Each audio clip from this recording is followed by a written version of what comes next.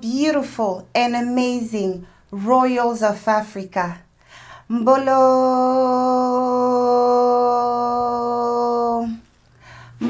my people. This is your Queen Ngningone II, 17th generation Crown Queen of the Fang people, also known as the Immortals.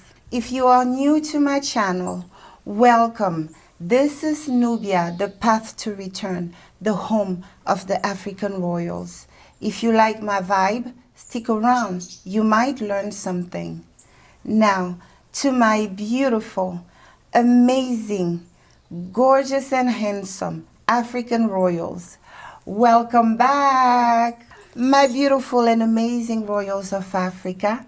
Before I start with my today's message, I would like to first of all thank you for watching the videos, for sharing and liking them. All right. I also would like to give a very special thank you to our amazing royals out there supporting my work through their donations, through their kind messages, through their prayers and everything.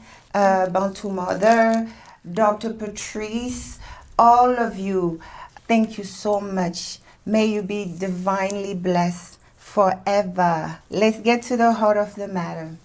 Today, we will talk about the power of the feminine.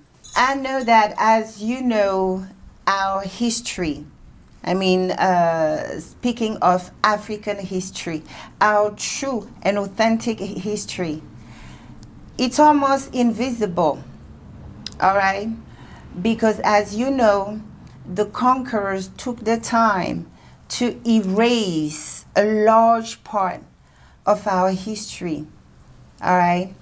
Like I've been saying, you know, when they brought us down to keep us down forever, all right? So never forget about that. So there's a lot about our past that was intentionally destroyed. As you could see, the nose blown off of the Egyptians' status, our ancestors' status, okay? They blew off nose and do a lot of things, you know, burn down libraries and everything. But, you know, they were truly hoping that our people will never awaken, right? That our people will remain in the coma, you know, we were. My dear and beautiful Royals of Afrika, as we are tackling into our healing, it is very important that we go back to our source. It is very important that we go back and look into our history and pull from it the character from which we can learn, the characters from which the wisdom, the deeds can help us heal. So that's what I'm doing today. With these female characters, I will talk about today. With that in mind, keep in mind that the African history, it's almost invisible. And when you do find something, the characters, you know, we mainly talk about are usually the big ones. You know, Emperor Shaka Zulu, Emperor Samurai Ture. We will talk about people like Mansa Musa and all of the other guys. You know, I have nothing against my forefathers. I love my forefathers. You know, there's nothing wrong about it. But nevertheless, it's important to bring up the fact that they share the stage with our foremothers, the women. All right, the women played a very important role in the liberation of our people.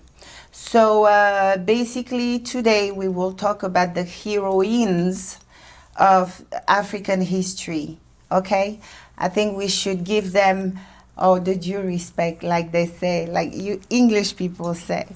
So today I will start what I call a series of our heroes and heroines. So when it comes to the heroines today, I would like to start with this amazing empress. Okay. Empress Taitu Bitul is an Ethiopian empress who lived and reigned in the 18th century. Empress Taitu Bitul was the third wife of Emperor Menelik II. So after meeting the king immediately fell in love with this queen. And he didn't waste time in courting her. He went straight up and proposed to her. Our beloved emperor, having been a two-time divorcee, Empress Taitu Bitul, being the boss queen she was, she did something which was quite unprecedented for the time. So she told him, yes, I will marry you, provided you can never divorce me. So basically, this boss queen in the 18th century was pretty much negotiating what will be called a prenuptial agreement these days, with a no divorce clause. Fast forward, of course, the emperor, he was so taken by her beauty. You know, what could he possibly deny to her? Absolutely nothing. And Emperor Menelik, knowing exactly what he wanted and who he wanted, agreed. So they went ahead and got married. And very early into their marriage, he realized how intelligent his wife was. The emperor realized that his wife, the queen, was extremely intelligent, and he saw the value in her and decided, to promote her accordingly. So he made her co-regent of Ethiopia. What does it mean? He decided to make her co-emperor of Ethiopia under his reign. So what does it mean? They share the same level of power, meaning she had the same decisional power as he did. All right? And this is a decision that, my oh my, the best decision of Emperor Menelik II, because through that decision, he was able to save his entire kingdom. Now watch this. Let me tell you more about this amazing queen.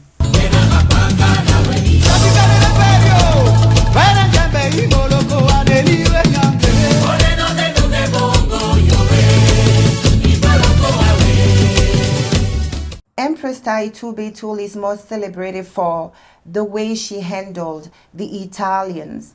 Let me give you some background stories, okay? Let me put some historical context. So the first Italo-Ethiopian War was fought in between 1895 to 1896. So what led to that war? First, I need to tell you about the Italian Treaty, also known as the Wuchale Treaty, because the whole drama about that first Italo-Ethiopian War was made right around that treaty. All right? So it's a treaty called the Italian Treaty, or the Treaty of Wuchale. As you probably already know about the Berlin Conference. The Berlin Conference was a conference held in 1884 through 1885.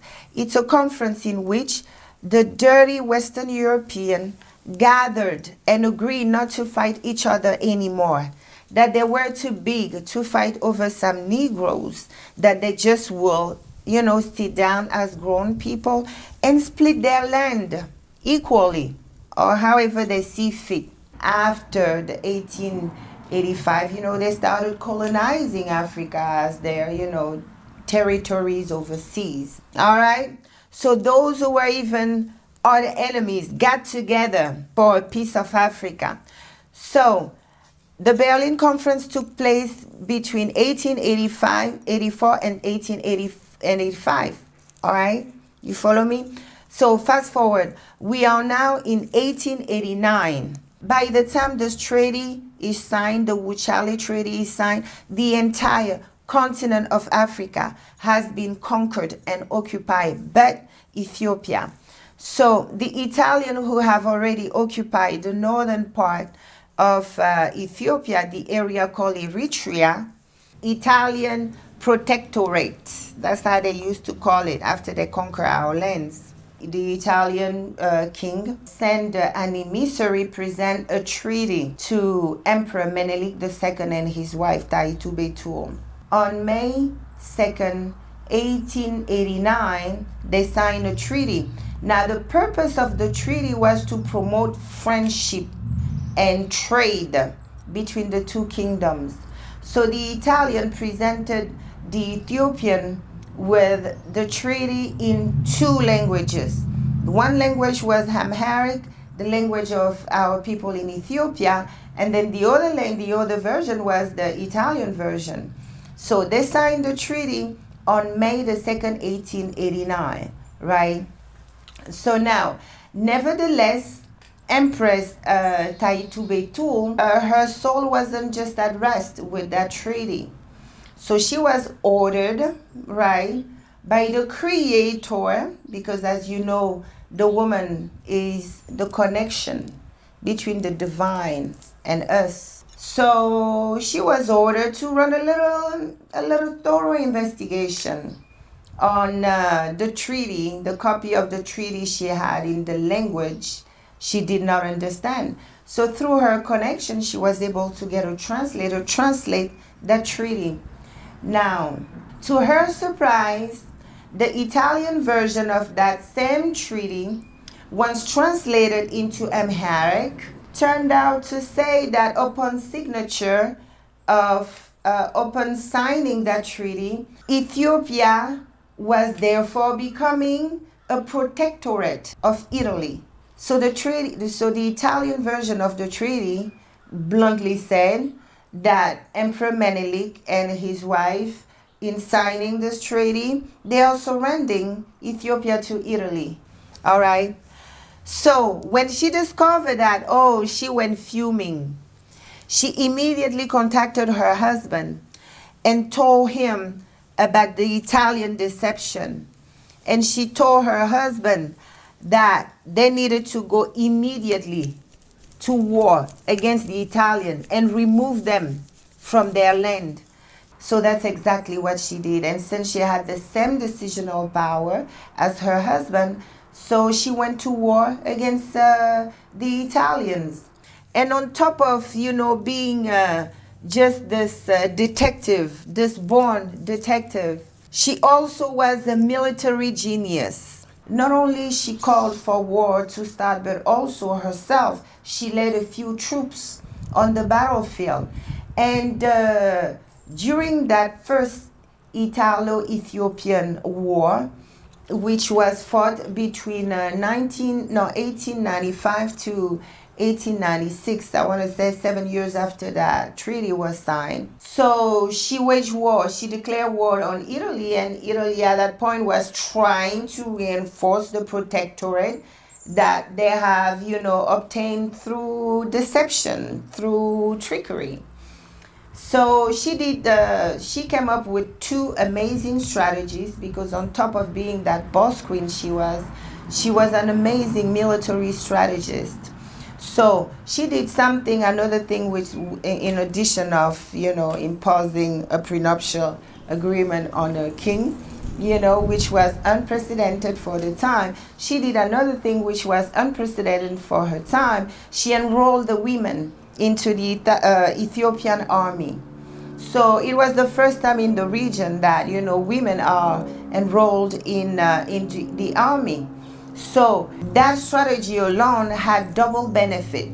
The number one benefit was the fact that in times of war, this is when you need more people to enroll into the military, into the army. So the Ethiopian army was pretty high in number because women were now being enrolled into the military. Number two benefit is that it took the Italian troops by surprise, who didn't expect to be fighting women.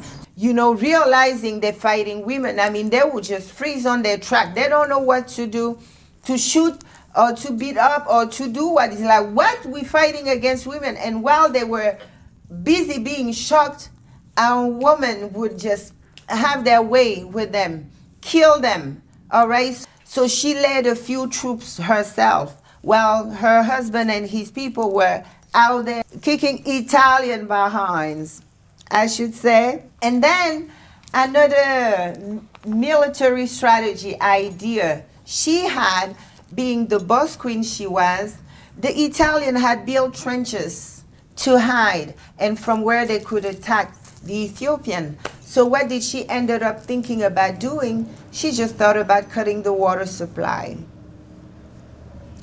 Once she cut the water supply, they had no more access to water and everything. Of course, the rats started coming out.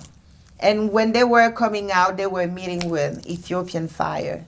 So this is how they beat the Italian. The most celebrated battle of that war is known to us as the Battle of Adwa, which was fought and won on March 2nd, 1896, literally 7 years after that treaty was signed.